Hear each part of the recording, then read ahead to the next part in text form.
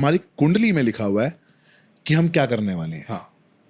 क्योंकि मैं जानता हूँ थोड़ी बहुत कुंडली देख लेता हूँ, समझ लेता हूँ कि हाँ पता है कि इस टाइम पे ऐसा योग बन सकता है, मूड अच्छा नहीं होगा, इस टाइम पे काम अच्छा होगा, इस टाइम पे पैसे आएंगे नहीं आएंगे, ऐसा दिखता है और ऐसा होता भी है। और ये चीज़ समझ में आई है एक्सपीरियंस के बाद कि हाँ ऐसा लिखा हुआ था, देखो हो गया, ठीक है। अब जो चीज़ हमारी कुंडली में लिखी हुई है कि ये होना ही है, वो भगवान ने लिखा है, प्रमाणित है। हमको भगवान ने नहीं लिखा। हमको भगवान ने वो कुंडली दे के भेजा है। नहीं, भगवान ने नहीं लिखा हो, फिर किसने लिखा है? वो खुद मनुष्य ने लिखा है, भगवान ने नहीं लिखा। ओके। भगवान ये कहते हैं कि मैं तुम्हारे कर्मों में कोई हस्तक्षेप नहीं करता। उद्धव ने ये प्रश्न किया था भगवान से। तो भगवान से उद्धव ने कहा था कि प्रभु एक बात बताइए, इतना पाप क्यों हो रहा है?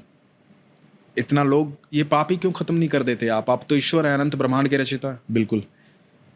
तो भगवान ने कहा था कि उद्धव मैं साक्षी भाव में हर जीव के साथ रहता हूँ, इसलिए मैं किसी के कर्मों में हस्तक्षेप नहीं करता। कर्म व्यक्ति के खुद के, जीव के खुद के, उनके प्रारब्ध भी खुद के। जो मुझे याद करता है, जो मुझे प्यार करता है, उसके प्रारब्धों में उसके साथ खड़ा रहता हूँ।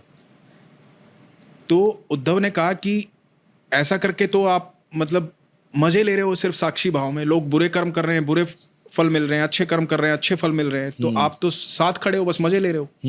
बोले नहीं, जब सबको पता है कि मैं कण कण में विद्यमान हूं, तो जिस जीव को पता है कि मैं हर पल हर क्षण साक्षी भाव में साथ हूं, कण कण में विद्यमान हूं, वो मुझे जानते हुए मेरी उपस्थिति में कोई गलत कर्म नहीं करेगा। और जो गलत कर्म करेगा वो पहले मुझे इग्नोर करेगा। तो पहली बात, भगवान श्रीमद् भगवद गीता में ये कहते हैं कि जिस प्रकार जो वायु होती है गंध को अपने साथ बहा कर ले जाती है, उस प्रकार आत्मा शरीर के कर्मों को अपने साथ ले जाती है अगले जन्म में।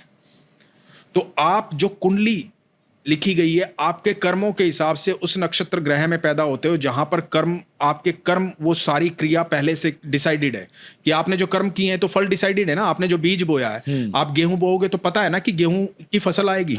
आप आम बोओगे तो आम लगेगा, ये तो पता है ना। तो आपने जो कर्म किए हैं तो पहले से ही पता है, कुंडली वही तो बता रही है कि ये फल उगेगा।